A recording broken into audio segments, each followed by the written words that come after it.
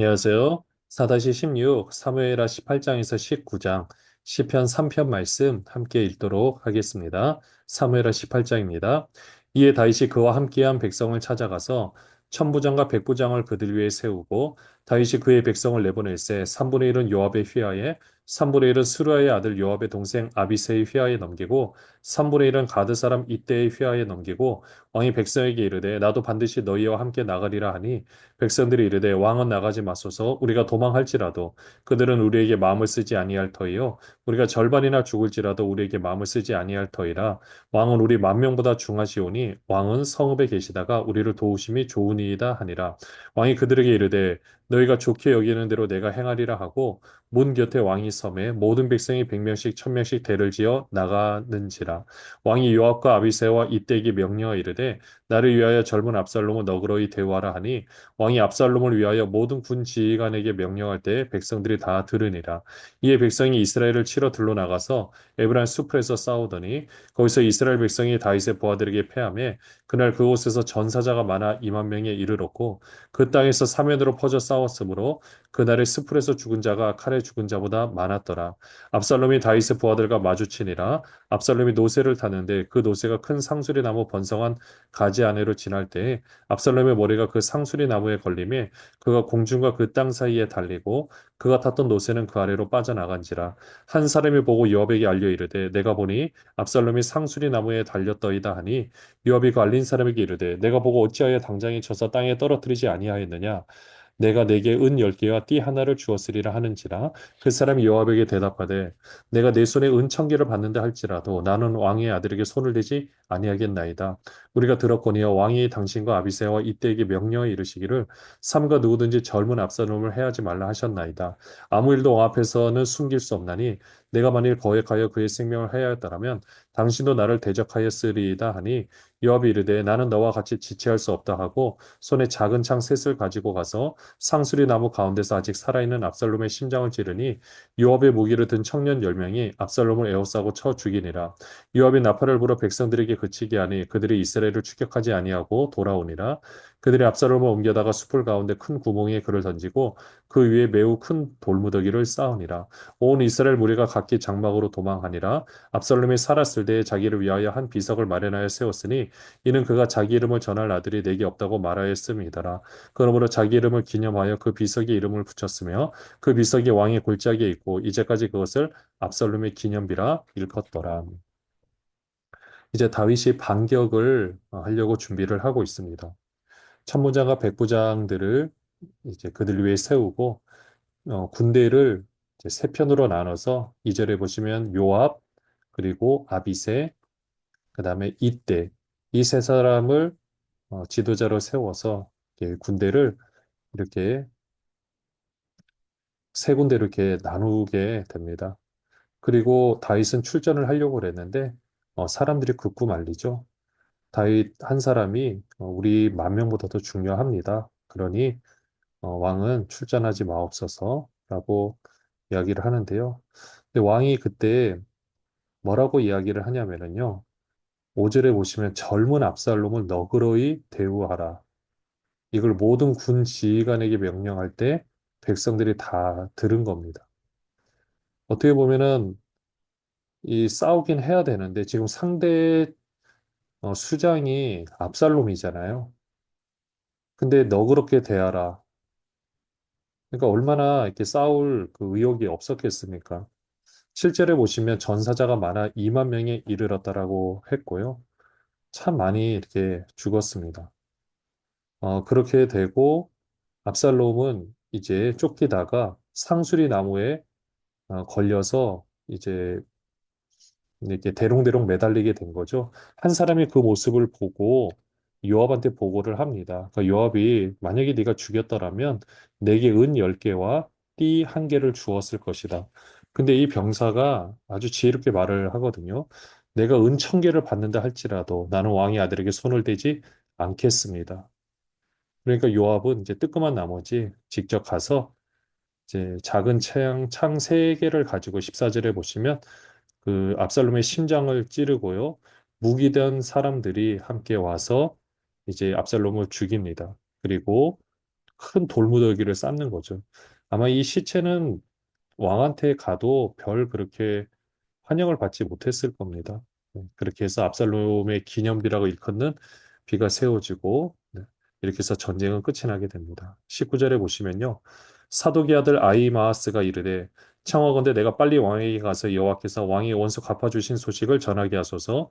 요압이 그에게 이르되 너는 오늘 소식을 전하는 자가 되지 말고 다른 날에 전할 것이니라. 왕의 아들이 죽었나니 내가 오늘 소식을 전하지 못하리라 하고 요압이 구스 사람에게 이르되 내가 가서 본 것을 왕께 아뢰라 하며 구스 사람이 요압에게 절하고 다름질하여 가니 사독의 아들 아히마아스가 다시 요압에게 이르되 청하건대 아무쪼록 내가 또한 구스 사람의 뒤를 따라 달려가게 하소서 하니 요압이 이르되 내 아들아 너는 왜 달려가라 하느냐 이 소시로 말미암아서는 너는 산을 받지 못하리라 하되 그가 한석거 달려가겠노라 하는지라 요압이 이르되 그리하라 하니 아히마아스가 들길로 다름질하여 구스 사람보다 앞질러 가니라 때에 다윗이 두 문 사이에 앉아 있더라 파수꾼이 성문 위층에 올라가서 눈을 들어보니 어떤 사람이 홀로 달려오는지라 파수꾼이 외쳐 왕께 아뢰되 매 왕이 이르되 그가 만일 혼자면 그의 입에 소식이 있으리라 할 때에 그가 점점 가까이 오니라 파수꾼이 먼저 한 사람이 또 달려오는지라 파수꾼이 문지기에게 외쳐 이르되 보라 한 사람이 또 혼자 달려온다 하니 왕이 이르되 그도 소식을 가져오느니라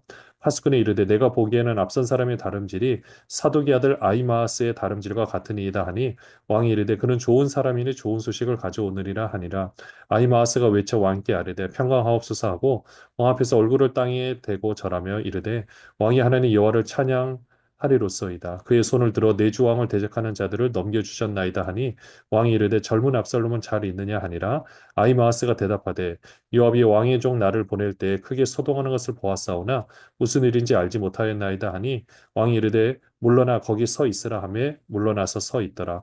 구스 사람이 이르되 이르러 말하되 내 주 왕께 아뢰을 소식이 있나이다. 여호와께서 오늘 왕을 대적하던 모든 원수를 갚으셨나이다 하니 왕이 구스 사람이 묻되 젊은 압살롬은 잘 있느냐? 구스 사람이 대답하되 내 주 왕의 원수가 일어나서 왕을 대적하는 자들은 다 그 청년과 같이 되기를 원하나이다 하니 왕의 마음이 심히 아파 문 위층으로 올라가서 우니라. 그가 올라갈 때 말하기를 내 아들 압살롬아 내 아들 압살롬아 차라리 내가 너를 대신하여 죽었다면 압살롬 내 아들아 하였더라. 압살롬이 죽은 소식을 사독의 아들 아히마아스가 먼저 가서 전하고 싶어 합니다. 그러나 요압은 알고 있죠. 이 아히마아스가 가서 소식을 전한다 할지라도 좋은 소식이 아니기 때문에 그러니까 적어도 다윗 왕이 보기에 좋은 소식이 아니라서 가지 말라라고 하죠. 그럼에도 가려고 하니까 먼저 그 구스 사람을 보내고 아히마아스는 또 쫓아가게 됩니다. 근데 아히마아스가 걸음이 더 빨라서 먼저 가죠. 그리고 가서 이 소식을 전합니다. 근데 다윗 왕은 바로 압살롬 소식을 물어보는데 아히마아스는 모른다 이야기를 하죠. 이럴 때 31절에 구스 사람이 와서 소식을 전하니까 다윗이 압살롬의 이름을 부르면서 계속해서 울고 있습니다. 19장 1절에 보시면은요.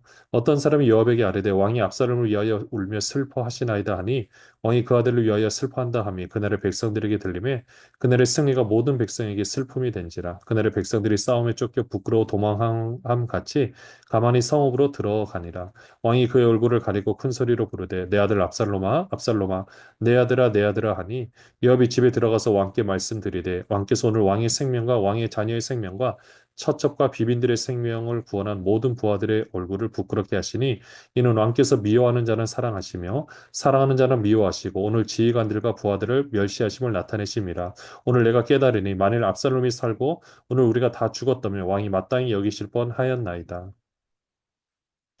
이제 곧 일어나 나가 왕의 부하들의 마음을 위로하여 말씀하옵소서. 내가 여호와를 두고 맹세하옵나니 왕이 만일 나가지 아니하시면 오늘 밤에 한 사람도 왕과 함께 머물지 아니할지라. 그리하면 그 화가 왕이 젊었을 때부터 지금까지 당하신 모든 화보다 더욱 심하리이다 하니 왕이 일어나 성문에 앉으며 어떤 사람이 모든 백성에게 말하되 왕이 문에 앉아 계신다 하니 모든 백성이 왕 앞으로 나아오니라. 요압이 다윗 왕이 슬퍼한다는 소식을 듣고 다윗을 찾아갑니다. 그리고 이야기를 하죠. 우리가 이렇게 열심히 싸웠는데 지금 왕이 슬퍼하니까 우리는 완전히 너무 부끄럽다. 5절에 보시면은 그리고 보니까 차라리 압살롬은 살고 우리가 죽었다라면 왕이 오히려 더 마땅히 여기지 않았나? 이렇게 오해를 하는 거 할 수도 있겠다. 본인도 그렇게 생각하고 그렇게 할 수 있으니 백성들 앞에 나가가지고 그 오해를 풀었으면 좋겠다라고 이야기를 합니다. 8절에 보시면은요, 이스라엘은 이미 각기 장막으로 도망하였더라. 이스라엘 모든 지파 백성들이 변론하여 이르되 왕이 우리를 원수의 손에서 구원하여 내셨고 또 우리를 블레셋 사람들의 손에서 구원하셨으나 이제 압살롬을 피하여 그 땅에서 나가셨고 우리가 기름을 부어 우리를 다스리게 하는 압살롬은 싸움에서 죽었거늘 이제 너희가 어찌하여 왕을 도로 모셔올 일에 잠잠하고 있느냐 하니라. 다윗 왕이 사독과 아비아달 두 제사장에게 소식을 전하여 이르되 너희는 유다 장로들에게 말하여 이르기를 왕의 말씀이 온 이스라엘의 왕을 왕궁으로 도로 모시고자 하는 말이 왕께 들렸거늘 너희는 어찌하여 왕을 궁으로 모시는 일에 나중이 되느냐 너희는 내 형제여 내 골육이거늘 너희는 어찌하여 왕을 도로 모시오는 일에 나중이 되리요 하셨다 하고 너희는 또 아마사에게 이르기를 너는 내 골육이 아니냐 내가 요압을 이어서 항상 내 앞에서 지휘관이 되지 아니하면 하나님이 내게 벌위의 벌을 내리시기를 바라노라 하셨다 하라 하여 모든 유다 사람들의 마음을 하나같이 기울게 하며 그들이 왕께 전가를 보내 이르되 당신께서는 모든 부하들과 더불어 돌아오소서 한지라 왕이 돌아와 요단을 이르며 유다 족속의 왕을 맞아 요단을 건너가게 하려고 길갈로 오니라. 다윗을 배반했던 이스라엘 백성들이 이제 다 도망을 갔고요. 그러다가 이제 이스라엘 구절에 보시면 모든 지파 백성들이 변론에 이뤄서 우리 다윗 왕 옛날에 그래도 우리를 구원해주고 블레셋 사람들의 손에서 구원해주지 않았냐. 그러니까 압살롬을 피해서 이제 그 땅을 여기 땅을 나가게 됐는데 이제 다시 모셔와야 되지 않겠느냐라고 이야기를 합니다. 그래서 11절에 다윗 왕이 사독과 아비아달 두 제사장의 소식을 전하여 유다 장로들에게도 말하여서 그 분위기를 좀 조성해서 갈 수 있게 해라라고 이야기를 하고 있습니다. 그리고 13절에 아마샤, 이 아마사는 압살롬이 지금 군대 장관인데 이렇게 딱 가면은 죽임을 당할 수밖에 없거든요. 근데 아마사를 어떻게 하느냐? 요압을 이어서 내 앞에서 지휘관이 되게 하겠다. 그렇게 하면 하나님이 나한테 벌을 내리시겠다. 어떻게 보면 정치적인 발언일 수도 있겠지만 그래도 이렇게 해서 안심을 시켜주고 온 이스라엘의 죄를 묻지 않겠다라는 의미가 들어가 있는 거죠. 그렇게 해서 이제 다시금 요단을 건너서 가려고 하고 이때 유다 족속이 지금 도와주고 있는 상황입니다. 근데 이 말씀을 봤을 때는 이스라엘 백성들이 다윗을 생각하는 모습이 그렇게 막 왕으로 인정한다라는 것보다는 지금 뭔가 좀 다윗이 이렇게 좀 이렇게 움직여서 겨우 이렇게 좀 상황이 이제 다시 왕으로 돌아갈 수 있게는 되었지만 좀 뭔가 석연찮은 그런 내용을 볼 수가 있습니다.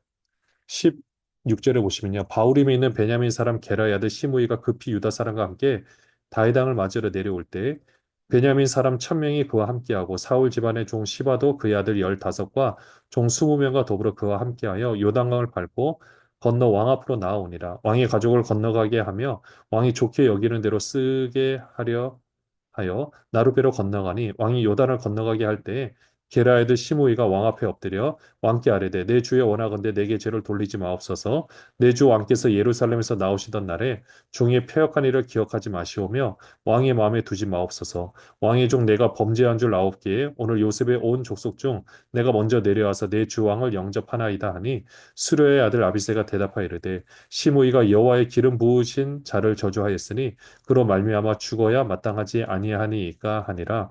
다윗이 이르되 수르의 아들들아 내가 너희와 무슨 상관이 있기에 너희가 오늘 나의 원수가 되느냐 오늘 어찌하여 이스라엘 가운데서 사람을 죽이겠느냐 내가 오늘 이스라엘의 왕이 된 것을 내가 알지 못하리요 하고 왕이 시므에게 이르되 내가 죽지 아니하리라 하고 그에게 맹세하니라. 얼마 전까지 다윗을 저주했던 이 시므이가 급히 유다 사람과 함께 다윗을 맞으러 옵니다. 17절에 보시면 베냐민 사람 1000명이 함께 했다라고 표현을 하고 있거든요. 그러니까 지금 이제 다윗이 이전에 본인이 다윗을 욕할 때는 다윗은 다신 돌아오지 못하겠다고 생각했는데 예상 밖으로 돌아오게 되니까 급히 사람들을 불러서 지금 다윗을 영접을 하고 있습니다. 다윗도 만약에 이때 이것을 원수를 갚는다고 죽였으면 또 이스라엘 백성들의 마음이 어떻게 될지 모르기 때문에 지금 아비새가 죽인다라고 하지만 하지 말라라고 하죠. 그렇게 해서 네가 죽지 아니하리라.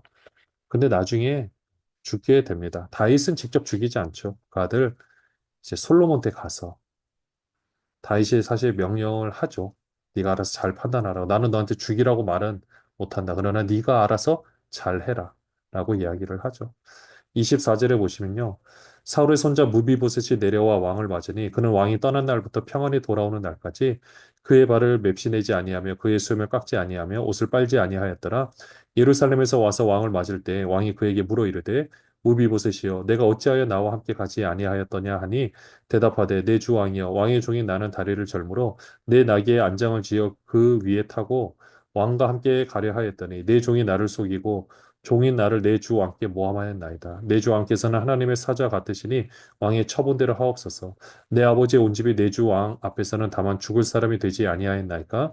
그러나 종을 왕의 상에서 음식 먹는 자 가운데 두셨사오니 내게 아직 무슨 공의가 있어서 다시 왕께 부르짖을 수 있사오리이까 하니라. 왕이 그에게 이르되 내가 어찌하여 또 내 일을 말하느냐? 내가 이르노니 너는 시바와 밭을 나누라 하니 우비보셋이 왕께 아뢰되 내 주 왕께서 평안히 왕궁에 돌아오시게 되었으니 그리고 그 전부를 차지하게 하옵소서 하니라. 무비보셋의 신하였던 시바가 얼마 전에 모함을 했었죠. 그래서 다윗이 무비보셋한테 왜 나랑 같이 안 갔느냐라고 했을 때 그 시바가 나를 속였습니다. 라고 이야기를 합니다. 그러니까 다윗 왕이 다시 이야기를 듣고 근데 또 시바를 벌을 해야 되는데 시바가 지금 자신을 도와주고 있잖아요. 그렇게 해서 그냥 그 땅을 다시 반 나눠 가져라 이야기를 하죠. 근데 무비보셋은 그냥 그 땅 때문에 이러는 거 아니기 때문에 그는 왕께서 결제하는 대로 하겠습니다. 저는 그 자체가 중요한 것이 아닙니다. 라고 이야기를 합니다. 그러니까 그 전부를 차지하라고 씹어보고 다 가지라고 이야기를 합니다. 자기는 땅 때문에 그런 것도 아니고 있는 모습 그대로 이야기를 한다라는 것을 어, 이 말하고 있습니다. 31절에 보시면요. 길르앗 사람 바르실레가 왕이 요단을 건너가게 하려고 로글림에서 내려와 함께 요단에 이르니 바르실레는 매우 늙어 나이가 80세라. 그는 큰 부자이므로 왕이 마하나임에 머물 때 그가 왕을 공개하였더라. 왕이 바르실레에게 이르되 너는 나와 함께 건너가자. 예루살렘에서 내가 너를 공개하리라. 바르실레가 왕께 아뢰되 내 생명의 날이 얼마나 있어 없겠기에 어찌 왕과 함께 예루살렘으로 올라가리이까 내 나이가 이제 80세라 어떻게 좋고 흉한 것을 분간할 수 있사오며 음식의 맛을 알 수 있사오리이까 이 종이 어떻게 다시 노래하는 남자나 여인의 소리를 알아들을 수 있사오리이까 어찌하여 종이 내 주 왕께 아직도 누를 끼치리이까 당신의 종은 왕을 모시고 요단을 건너려는 것뿐이거늘 왕께서 어찌하여 이 같은 상으로 내게 갚으려 하시나이까 청하건대 당신의 종을 돌려보내옵소서 내가 내 고향 부모의 묘 곁에서 죽으려 하나이다 그러나 왕이 좀 기맘이 여기 있사오니 청하건대 그가 내 주 왕과 함께 건너가게 하시옵고 왕의 처분대로 그에게 베푸소서 하니라 왕이 대답하되 기맘이 나와 함께 건너가리니 나는 내가 좋아하는 대로 그에게 베풀겠고 또 내가 내게 구하는 것은 다 너를 위하여 시행하리라 하니라 백성이 다 요단을 건너며 왕도 건너가서 왕이 바르실레에게 입을 맞추고 그에게 복을 비니 그가 자기 곳으로 돌아가니라 31절에 길라 사람 바르실레가 다윗이 어려웠을 때 음식을 공개를 했습니다. 부자였기 때문에 가능했고요. 그러니까 다윗 왕이 이제 다시 예루살렘으로 갈 때 바르실레랑 함께 가자. 내가 너를 공개하겠다라고 하니까 이제 자신은 늙어서 이제 갈 필요가 없고 이 기함을 보내겠습니다. 저한테 하고 싶은 대로 김함한테 해주시면 됩니다. 라고 해서 김함을 보냅니다. 김함이 누군지는 이 관계는 딱 나와 있지 않은데 그래도 그냥 아들이지 않을까. 바르실레 아들이지 않을까 생각해 봅니다. 40절에 보시면요. 왕이 길갈로 건너오고 김함도 함께 건너오니 온 유다 백성과 이스라엘 백성의 절반이나 왕과 함께 건너니라.